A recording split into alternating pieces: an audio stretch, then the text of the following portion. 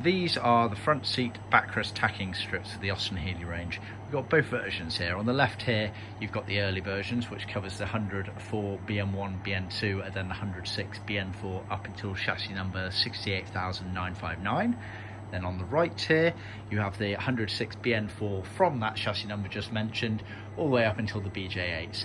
They're slightly different. They're both cut from plywood on our CNC machine. But the early versions, you actually had 4 per set. So you had a pair here, then there's a pair taped together there.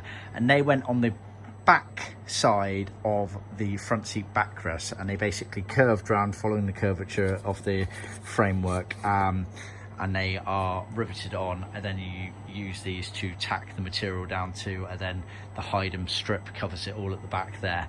Whereas the later versions, you actually only got 2 per car set.